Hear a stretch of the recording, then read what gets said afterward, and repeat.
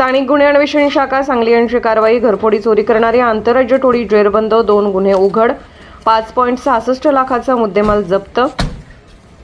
दिनांक 3/1/2025 रोजी स्थानिक गुन्हे अन्वेषण शाखेकडील सहाय्यक पोलीस निरीक्षक पंकज पवार यांच्या पथकामधील पोलीस कॉन्स्टेबल विक्रम खोत यांना त्यांच्या बातमीदाराकडून बातमी मिळाली की ताणंग फाटा चौक परिसरामध्ये काळ्या रंगाची सुझुकी एक्सेस गाडीवरून 3 इसम संशयितरित्या फिरत आहेत। नमूद पथकाने बातमीप्रमाणे सदर ठिकाणी जाऊन सापळा रचून थांबले असता त्यांना एक काळ्या रंगाची मोपेड एक्सेस दुचाकीवरून इसम येत असल्याचे दिसले।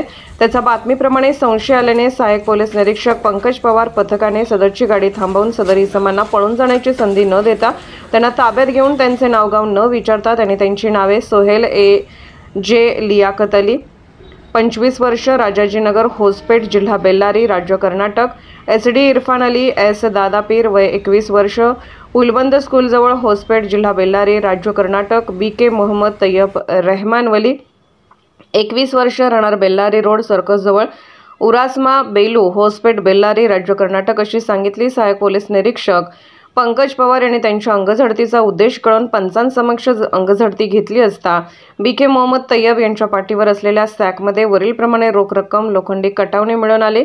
त्या सदर रोख रक्कम मोटरसायकलीबाबत विचारणा केली असता त्यांनी